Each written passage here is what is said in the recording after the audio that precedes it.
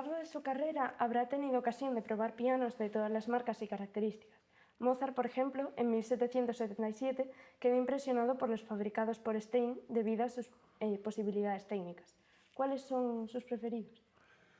Bueno, hoy en día no hay mucha historia. Vayas a donde vayas, hay Yamaha y hay Steinway. Y una vez toqué un Faccioli en Madrid, que trajeron a una de las exposiciones y ahí di un concierto en un Faccioli. Muy pesado, no me gustó mucho, era un piano enorme, medía 3 metros, o sea, y una mecánica muy pesada. Y, joder, habiendo estudiado en París, que es la patria de Pleyel y de Gaveau, que eran los pianos por excelencia en el romanticismo, ¿no? En la época de Liszt, de Chopin, etcétera, etcétera. Pero hoy en día en todas partes hay Yamaha y hay Steinway, y pare usted de contar, a un Bösendorfer y a un Bechstein, y se acabó. No te dan muchas opciones. Efectivamente, en la época de Stein, luego Beethoven tuvo un Broadwood, eran pianos ingleses. Claro, esto fue evolucionando y en cada momento cuando alguien inventaba una nueva, o sea, como todas las cosas, no se inventa todo de una vez. Alguien hace una innovación, mejora un poquito, otra cosita por aquí, otra cosita por allá, pues como los coches. Una bicicleta que le pusieron un motor de barco, joder, esto es un coche, ¿no? Fijaros, hasta hoy, ¿no? Entonces, los coches se inventaron así, no os creáis que la cosa es más. Había motores de barco, cogieron una bicicleta que tiene una rueda enorme y una rueda pequeñita, le pusieron un motor de esos y aquello ya fue el primer automotor, ¿no? de la historia, ¿no? Y con los pianos pasó 3/4 de lo mismo. Entonces, en cada momento de la historia destacaba un tipo de piano por el tipo de constructor. Inmediatamente después llegaba otro señor y cogía el invento del señor nuevo y le añadía otro invento.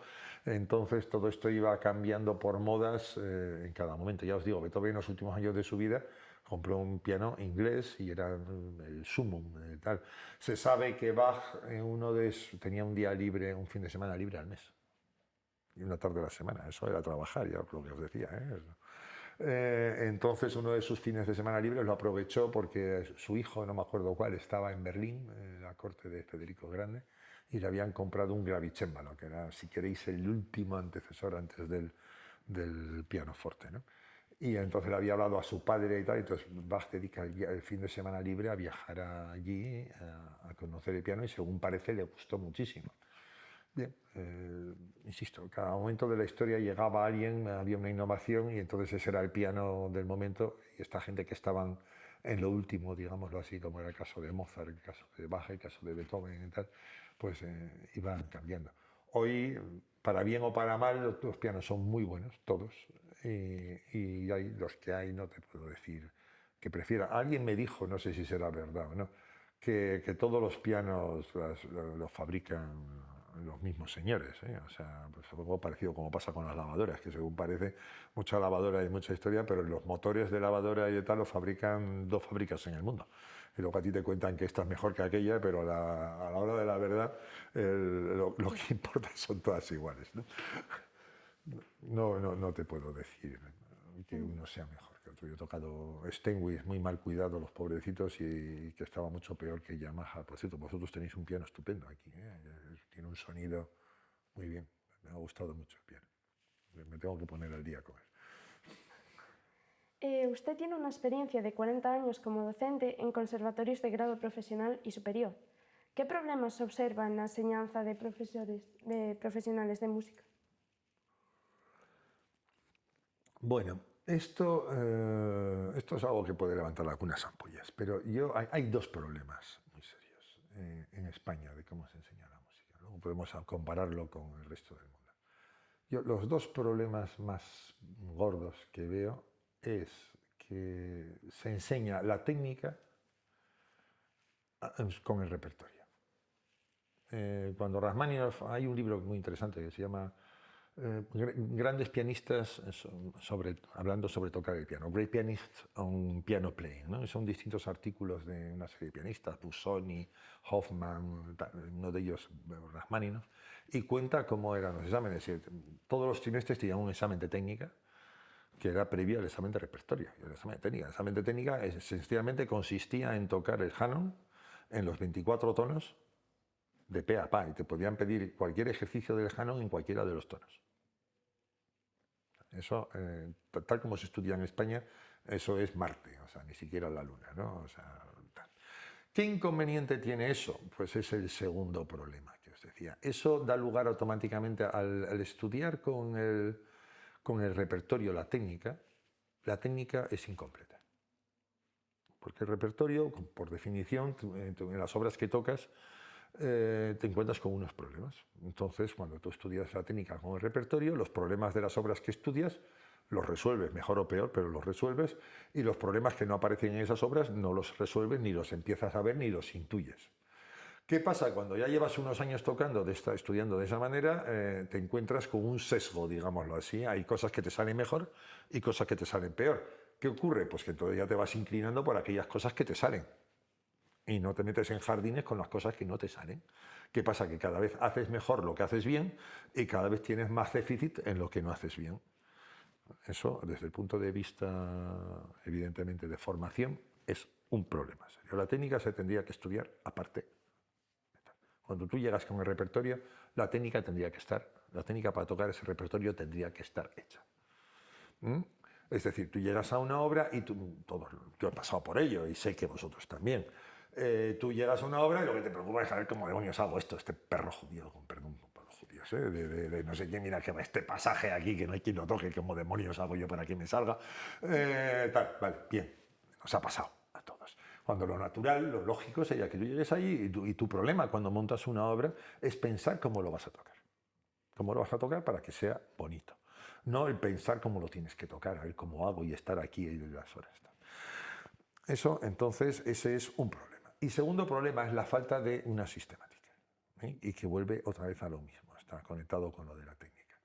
Yo creo que no hay una sistemática de cómo se estudia la música. Aquí en Europa sí que hay. Lo que antes comentaba de los franceses, lo que comentaba de los rusos, etc. Estos son gente que tiene un camino muy claro de cómo se acerca uno a una obra. Tú te tienes que acercar a una obra y tienes, bueno, de una manera o de otra, tu problema es cómo tocas cada uno de los trozos de esa obra lo más bonito y lo más interesante posible. La parte de análisis que decíamos, ¿no? Y luego la parte de síntesis. Esa obra tiene que tener una lógica en su compleción, en su totalidad. Entonces tienes que adaptar cada uno de los trozos para que esa obra luego sea lógica cuando la tocas completa. Es decir, análisis, síntesis. Y eso, en esa ecuación no tendría que estar el si el pasaje me sale o no me sale. O sea, ¿eso qué pinta? Eso es puro pico y pala, ¿no? ¿De qué me está usted hablando? Estamos hablando de arte y usted me está hablando de sus problemas con el cuarto dedo. ¿Qué es esto, no? Entonces, eso realmente es una gaita. Yo escucho por los conservatorios, claro, pasar, pero no en el mío, en todos, por los que han dado. Pasas por los pasillos y uno dice, bueno, es una cosa casi paradójica, si queréis, o un sarcasmo. Escuchas a alguien estudiar en un aula, y seguro que os ha pasado, y ves que alguien toca un pasaje de tal, y lo toca bien, despacito, bien, bien. Entonces, como lo toca bien, y te quedas escuchando un poco, y entonces lo toca un poquito más deprisa, y bien. Y lo toca un poquito más deprisa, bien. Lo toca un poquito más deprisa, ya no le sale, mal. Entonces, ¿qué hace la siguiente hora? Seguir tocándolo a esa velocidad, mal. O sea, la conclusión a la que llegas, si tú pasas por allí, es que el objetivo de este chico o chica que está estudiando allí es tocar mal. Es decir, cuando lo tocó despacito y le salía bien, quita, lo dejo. Lo tocó un poquito más deprisa, le salía bien, bien, bien. Lo tocó un poquito más deprisa, bien, y ya cuando por fin le sale mal, aquí ahora disfrutas tocándolo mal una vez y otra vez. Y venga la burra al trigo, una vez, ¿verdad o mentira? Lo habrán dicho vuestros profesores un montón de veces. Hay que estudiar despacio. Se toca mejor. Las obras se aprenden más rápido, se memorizan más rápido, porque en la cabeza entra mejor. Hay gente que es que estudia literalmente, anota cada 2 o 3 segundos, que ya me parece una exageración, pero literalmente es así, o sea, yo esto lo he visto. Entonces, claro, se interioriza muchísimo más rápido, se memoriza muchísimo rápido, no hay errores. Claro, de aquí al estilo los rusos, ¿no? Decía un amigo que es el profesor del Conservatorio de Tchaikovsky, fue el director de la Escuela Central de Moscú, un centro integrado, por cierto. Y decía, no, es que el sistema es cada vez que te equivocas, luego tienes que tocar el pasaje 5 veces hasta que te salga 5 veces seguidas bien. Claro, eso es un poco estalinista, ¿eh? Pero tiene muchas ventajas. Primero, efectivamente, corriges el error, al pasarlo bien tocado, el error se borra, porque los errores se aprenden, se borra. Pero además tiene una parte perversamente pedagógica, y es que antes de tocar una nota falsa, te dejas cortar un dedo del pie, ¿entiendes? Porque claro, si tocas la maldita nota falsa, luego 5 veces repítelo. Y a veces no te sale, hasta que te sale 5 veces seguidas bien, te puedes tirar 1 hora con la maldita nota falsa. O sea, que es que vas literalmente de puntillas estudiando, ¿no? No tocas una nota falsa, te dejas matar antes de tal. Y eso, evidentemente, es muy bueno para el estudiante y para el profesional. Entonces, bueno, pues todo eso es metodología, ¿no? Y entonces, bueno, eso en España, insisto, no lo ves. En España la gente estudia mal. ¿Por qué? Porque realmente no se sabe cómo estudiar, no hay una sistemática. Esto es una cosa que un día nos podemos ver, si queréis, si podemos hablar de ello, tal, pero yo una cosa que hago con mis alumnos es que desde el principio se puede utilizar cualquier método, ¿no? Pero a mí me gusta mucho Czerny, como sabéis, alumno de Beethoven, maestro de Liszt. Entonces, en todas las clases se hacen escalas y arpegios. Y en todas las clases se tocan una serie de estudios. Con los niños pequeñitos empiezo con el 599, el primer maestro de piano, muy sencillitos, son obritas de 1 línea, 2 líneas, 3 líneas. Luego paso a los 636, conoceréis, do, mi, sol, la, do, mi, do, mi, sol, la, do, mi, do, ¿no? Todos hemos hecho tal. Luego el opus 299, luego el 740 y por último el opus 365, que eso es Liszt puro. O sea, es tal cosa que los propios estudios ya están divididos en trozos de 4 compases, de 2 compases, de 1 compás. En plan, repita usted 20 veces cada trozo, ¿no? Entonces, ¿qué se hace en cada clase? El alumno trae unas piezas. Da igual cómo le salga. A la clase siguiente, las 2 siguientes, las 3 siguientes. A la clase siguiente, la siguiente. Cuando llegan al final, otra vez vuelta al principio. Ahora ya, como ya es la segunda vez que las lees, ya queremos que el legato sea legato, o que el piano sea piano, que el fuerte sea fuerte, más precisión, quizás un poquito más de velocidad, menos notas falsas, etc. Pero venga. Y ojo, no estudiarlas, es tocarlas una vez al día. Si sale bien, bien, y si sale mal, te fastidias. Una vez al día, durante una semana. A la semana siguiente, otro grupo. Y así vas, por una parte aprendes a leer, mejor, y por otra parte desarrollas una técnica completa. Czerny era un señor, insisto, muy organizado. Czerny, no sé si tenía un libro incluso de doméstica pianística, es decir, cómo tenías que comprar la ropa. No te compres la primera cosa que se te ocurra, tal, sino que tienes que tener este tipo de ropa para los conciertos, porque claro, en aquellos tiempos los conciertos eran los salones de la sociedad. Cómo tenías que comportarte cuando ibas a quién tenías que averiguar primero quién era el dueño de la casa y saludarle. Ojo, pero tienes que averiguar si hay alguien principal, un conde, un duque, un príncipe de aquellos. Entonces saludar a ese primero, luego el dueño de la casa, luego los demás, las señoras primero, los señores después, etcétera, etcétera. Cuando tengas muchos conciertos y estés ganando mucho dinero, no te lo gastes todo, guarda un poco porque vendrán tiempos en que tendrás menos conciertos y menos dinero. O sea, Czerny tiene un libro, o sea, sin semicorcheas y ni nada, contando estas cosas. O sea, era un tío absolutamente metódico, ordenado, etcétera, etcétera, ¿no? Y increíblemente modesto al mismo tiempo. Entonces, esto es, bueno, bien. Y vas, y cuando esto te sale, pues pasas al libro siguiente, como decía, el opus 599, el 636, luego el 299, luego el 740 y este 365. Cuando has tocado el 365 lo puedes tocar todo. Cuando digo todo, es todo. Y si alguna vez lo leéis, veréis que en ese libro han bebido todos los grandes posteriores. Ahí te encuentras pasajes. Evidentemente Czerny, como él me decía, yo tengo 1000 y pico opus y apenas una docena de obras que merezcan la pena. Era un hombre increíblemente modesto. Claro, había convivido con Beethoven y con Liszt. Sabía lo que era un genio y sabía que él no lo era, pero sabía de qué iba la cosa. La parte profesional se la sabía muy bien. Entonces, cuando tú lees el 365 te encuentras Preludios de Rachmaninoff y dices, ¡anda! Esto está en el 365 de Czerny. Luego ellos lo desarrollan musicalmente a un nivel artístico superior. El estudio en la menor de Chopin, doble la sido del cromático, está en Czerny. En mi menor, pero está en Czerny. Fijaros. Concierto, la cadencia del concierto de Ravel, de 2 manos, está en Czerny. El opus 365. Todos los pasajes de toda esta gente, evidentemente, luego también tuvieron ideas propias. No digo que todas las ideas pianísticas hayan sido de Czerny, pero montones de ellas están en Czerny.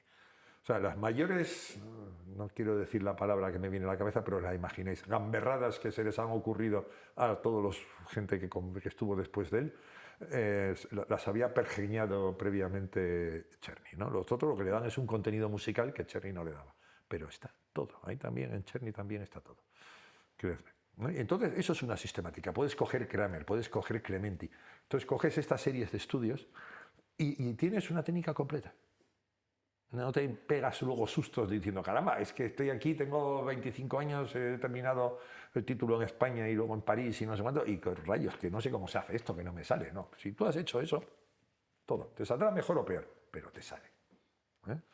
Entonces, cuando vas a una obra, tu problema es memorizarla, tu problema es pensar cómo la tocas.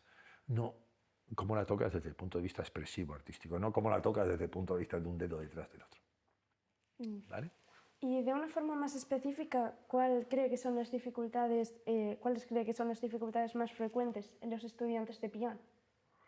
Bueno, es como, sí, más específico, pero bueno, ese es más o menos es la misma historia, ¿no? La falta de sistemática y una cosa que veo que no se enseña y que se tendría que enseñar, es muy importante, en las primeras clases, enseñar a estudiar. Yo hoy he tenido unos problemas de memoria terribles y eso es porque en mis tiempos no se enseñaba a estudiar. O sea, el cómo tienes que enfrentarte a una obra, lo que os decía de tocar despacio, tocar trozos cortos. Es decir, una pieza tú la estudias y tienes que, da igual, la sonata esa de Rachmaninoff que hablábamos, ¿no? Son 45 minutos de sonata. Tienes que encontrar en esa pieza cada uno de los fragmentitos y construirlo de la manera que ese fragmentito sea lo más bonito posible, ¿no? Y el siguiente, y el siguiente, y el siguiente, y el siguiente, y al final tendrás la pieza. Los alumnos estudian todo para adelante, estudian demasiado deprisa.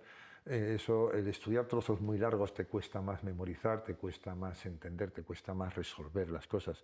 No, un trozo, tienes que plantearte una obra como cada uno de los trocitos y resolver el trozo.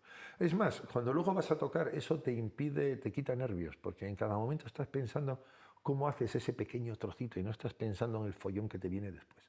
Ya llegará y luego te lo encuentras si te sale o no te sale, ya que os voy a contar yo después de concierto ahí, ¿no? Luego, bien, pero tú estás en tu cosita.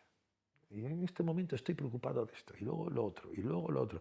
Y tiene una cosa buena, y os lo digo, porque siempre uno está pensando, cuando tenéis un examen, ¿me saldrá, no me saldrá? Bien, no, tú lo que te tienes que preocupar es en cada momento de tocar lo mejor posible. Lo que no salga, y no te preocupes, ya no saldrá. Y eso le pasa a todo el mundo, a los grandes y a los famosos también. Yo he visto al mismo Rubinstein meter la pata cuando tocó en Oviedo en el Campo Amor, en eso, cuando le hicieron aquella entrevista que mencionaba, en la misma polonesa en la bemol. No sé ni las veces que habrá tocado Rubinstein esa polonesa. Pues en el Campo Amor en Oviedo, en una de las escalas, la escala de la polonesa en la bemol, pues hay 5, me parece. Si tocó esa polonesa Rubinstein 20.000 veces en su vida, pues la maldita escala la habrá tocado 100.000, 5 por vez. Pues metió la pata en la escala. Bendito sea Dios. ¿Qué tienes que hacer cuando estás tocando? Que cada trozo sea lo más bonito posible. Luego, si viene el trozo siguiente y te sale mal, pues el público, oye, si el trozo anterior lo habías tocado muy bien, se dan cuenta de que aquello no te salió, pero como has tocado cosas muy bonitas antes, pues eso te lo perdonan. O sea, la gente al final va a pasárselo bien, no viene ahí a fusilar pianistas, ¿no? Violinistas y tal. Viene, oye, pues este señor esto no lo ha salido, pues no lo ha salido, pero en cambio, oye, qué bonito le salió lo otro. Y en eso consiste la vida, ¿no? En un poco de todo. Entonces, eso es el tema. ¿Qué hay que hacer? Eso, insisto, trozos pequeños, estudiarlos con cuidado, estudiarlos despacio, entender lo que está pasando allí y que cada trozo en sí mismo sea bonito. En ese libro que os mencionaba, que escribe Busoni, pone un ejemplo muy bueno de cómo es el planteamiento.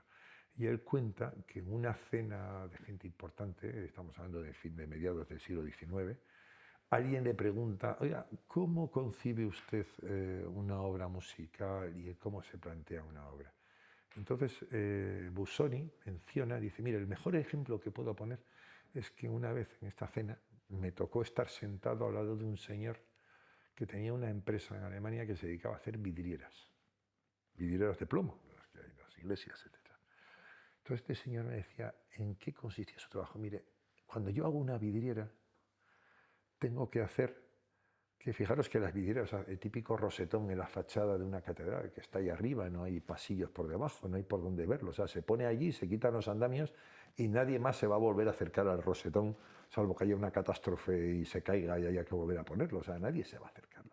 Entonces este señor decía, en el caso de que algo ocurra y eso se cae, si alguien se encuentra un trozo de la vidriera, un simple trozo de esa vidriera enorme, por ese trocito que se encuentra, tiene que notar que eso formó parte de una obra de arte.